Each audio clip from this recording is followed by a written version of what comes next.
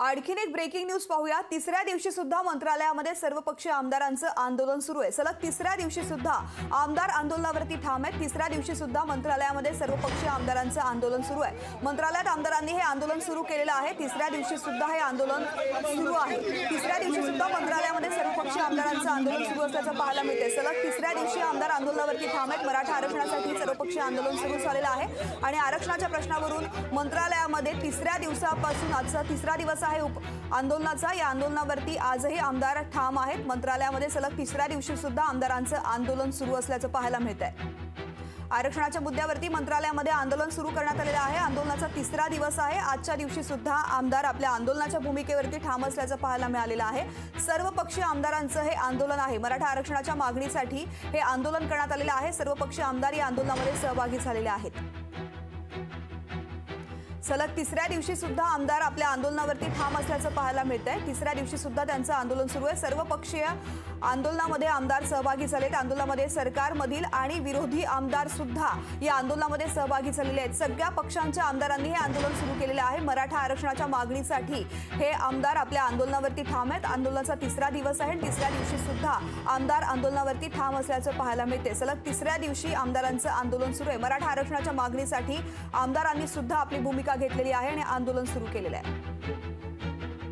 अजय अडसूळ आमचे प्रतिनिधी आपल्या सोबत आहेत। अजय, अपडेट्स। नक्कीच तृप्ती, आपण पाहू शकतो की मराठा आरक्षणा प्रकरणी राज्यभरात सध्या तणावाचं वातावरण आपल्याला पाहायला मिळत आहे। मागच्या 2 दिवसापासून गांधी पुतळा असो किंवा कालचा दिवस म्हणजे मंत्रालयामधील 8 मधील मुख्य प्रवेशद्वार, या प्रवेशद्वार सर्वपक्षीय आमदारांनी बंद केला होता। कुठेतरी 2 दिवस सातत्याने आंदोलन करत होते। मात्र आज तिसऱ्या दिवशी सुद्धा हे सर्वपक्षीय आमदार मराठा आरक्षण प्रकरणी आक्रमक झालेले आहेत। त्यांनी मंत्रालयाचा मुख्य जे काही रस्ता आहे मंत्रालयाचा तो बंद केलेला आहे। त्यामुळे कुठेतरी वाहतूक व्यवस्था अडचणीत आलेली आहे। त्यामुळे संपूर्णपणे ट्रॅफिक मरीन ड्राईव्ह पर्यंत जाम झालेला आहे।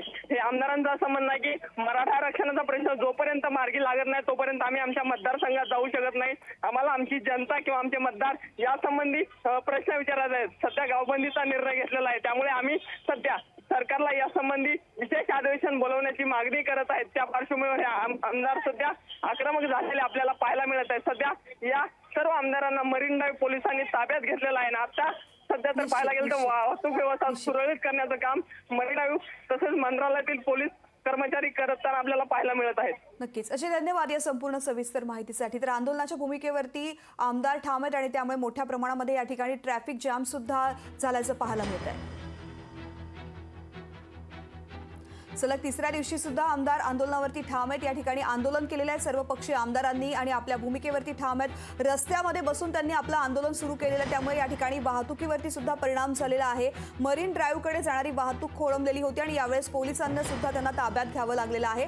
सर्वपक्षीय आमदारांनी आरक्षणाच्या मागणीसाठी हे आंदोलन सुरू केलेलं आहे। गावबंदी करण्यात आलेली आहे सगळ्या राजकीय नेत्यांना आणि त्यामुळे आमच्या मतदारसंघामध्ये सुद्धा आम्हाला जाता येत नाहीये आणि त्यामुळे आरक्षण दिलं जावं अशी मागणी करत त्यांनी आंदोलन सुरू केलेलं आहे। सगळ्या पक्षांचे आमदार यामध्ये सहभागी झालेत। सत्ताधारी आणि विरोधक सगळे आमदार एकत्र येऊन मराठा आरक्षणाच्या मागणीसाठी हे आंदोलन करतायत। सलग तिसऱ्या दिवशी हे आंदोलन सुरू आहे आणि तरी अद्याप सुद्धा आरक्षण मिळालेलं नसल्यामुळे अजूनही आंदोलनाच्या भूमिकेवरती आमदार ठाम असल्याचं पाहायला मिळतंय।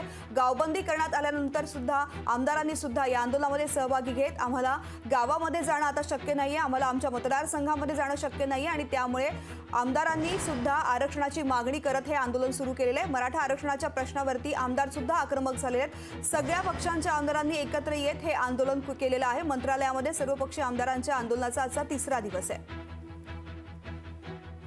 सलग तिसऱ्या दिवशी आमदार आपल्या आंदोलनावरती ठाम आहेत। सरकारमधील आमदार आणि त्यासोबतच विरोधक सुद्धा एकत्र आलेले आहेत। विरोधी पक्षातले आमदार सुद्धा एकत्र आलेले आणि सगळ्या पक्षांनी मिळून हे आंदोलन सुरू केलेलं आहे। मराठा आरक्षणाच्या प्रश्नावरून मंत्रालयामध्ये आमदारांचं आंदोलन सुरू असल्याचा आजचा तिसरा दिवस आहे। आजही ते आपल्या मागणीवरती ठाम आहेत। उलट रस्त्यामध्ये थांबून त्यांनी या ठिकाणी ठिय्या दिलेला होता। पोलिसांना त्यांना ताब्यात घ्यावं लागलं या कारण वाहतूक खोळंबलेली होती, ट्रॅफिक जाम होण्यास सुरुवात झालेली होती। सलग तिसऱ्या दिवशी आमदारांचं मंत्रालयामध्ये आंदोलन सुरू असल्याचं पाहायला मिळतंय।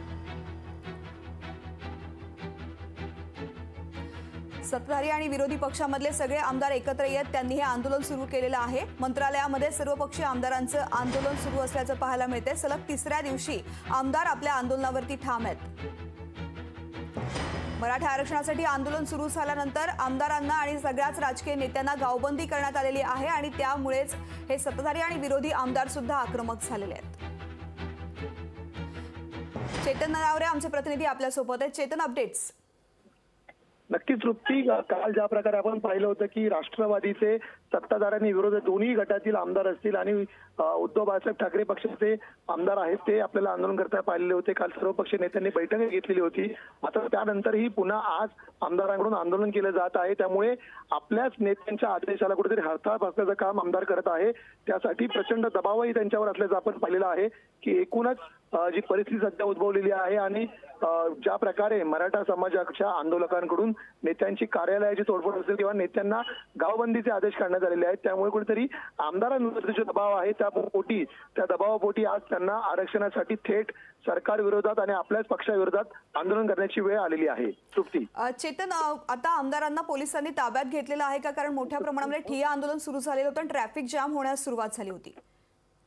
निश्चितच, कारण कालही ज्या प्रकारे आमदारांची धरपकड पोलिसांनी चालू केलेली होती तशीच धरपकड आहे ती आजही सुरू केल्याचं आपल्याला पाहायला मिळतंय। आणि एकूणच आमदारांनी जो आक्रमक पवित्रा घेतलेला होता आणि त्यामुळे कुठेतरी वाहतुकीचा खोळंबा असेल तो सुरू झालेला होता, त्यामुळे आता पोलिसांनाही ही कारवाई करावी लागत आहे। तृप्ती, निश्चित, धन्यवाद चेतन या संपूर्ण माहितीसाठी। सलग तिसऱ्या दिवशी आमदार आपल्या आंदोलनावरती ठाम आहेत। आजही त्यांनी तिसऱ्या दिवशी आंदोलन केलेले मराठा आरक्षणाच्या मागणीसाठी आणि त्यामुळे आंदोलनामध्ये मोठ्या प्रमाणामध्ये सहभाग झाल्यानंतर रस्त्यावरती सुद्धा ठिय्या देऊन त्यांनी आंदोलन केलेलं होतं।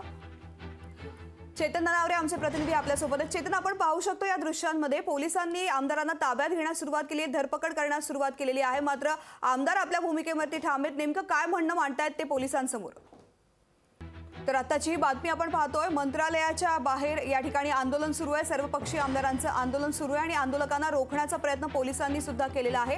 चेतन ननावरे आमचे प्रतिनिधी सध्या आपल्यासोबत आहेत आणि सगळे अपडेट्स आपल्यापर्यंत पोहोचवतायत। चेतन, आपण दृश्य पाहिली, पोलिसांनी आमदारांना ताब्यात घेण्यास सुरुवात केलेली आहे। कशा पद्धतीनं त्यांना रोखण्याचा प्रयत्न केला जातो आणि आमदारांचं नेमकं काय म्हणणं आहे? निश्चितच आमदारांचं म्हणणं आहे की आरक्षणाबाबतीत सरकारने तातडीने पावलं उचलण्याची गरज आहे आणि ज्या प्रकारचं आंदोलन सुरू आहे त्या पाहता म्हणजे राज्यामध्ये ठिकठिकाणी आंदोलकांवरती जी कारवाई सुरू झालेली आहे त्या संदर्भातही तात्काळ कारवाई थांबावी आणि गुन्हे मागे घेण्यात यावेत अशी मागणी करण्यात येत आहे। आणि गरज पडल्यास राज्य शासनाने केंद्र शासनाचीही मदत घ्यावी असा एक साकडा आहे ते आमदारांकडून घालण्यात येत आहे। मात्र कायदा सुव्यवस्थेचा प्रश्न अंतर्गत आता पोलिसांनी एकंदरीत आमदारांची धरपकड सुरू केलेली आहे। चेतन, हे कदाचित पहिल्यांदाच आपण पाहतोय की विरोधक आणि सत्ताधारी सगळे आमदार एकत्र येऊन एकाच मागणीसाठी आंदोलन करतात। निश्चितच तृप्ती, कारण काल ज्या प्रकारे सर्वपक्षीय आमदारांची नेत्यांची जी बैठक झालेली होती त्यामध्येही सत्ताधारी आणि विरोधी पक्षातील नेत्यांनी एकाच ठरावावरती सह्या केलेल्या होत्या आणि यामध्ये एकंदरीत जे राज्यामध्ये आंदोलनाची तीव्रता वाढलेली आहे त्यामुळे जे नुकसान सार्वजनिक मालमत्तेचं होत आहे त्याला आळा घालण्याची गरज होती। याशिवाय आरक्षणाचा जर तिढा आपण पाहिला असेल तर तो सोडवण्यासाठी सुद्धा थोडा वेळ लागणार आहे आणि अशा वेळी राज्य धगधगतं ठेवणं चुकीचं आहे आणि म्हणूनच सहकार्याची भूमिका जरांगे पाटलांनी घ्यावी अशी ही भूमिका सर्व पक्षीय नेत्यांनी एकत्र घेताना पाहायला मिळाली होती।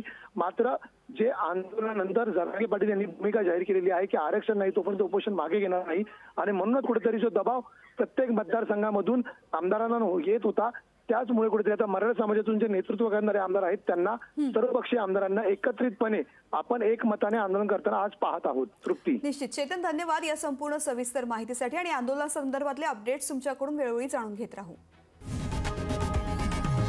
लोकशाही मराठी ऐका, पहा, जागरूक रहा।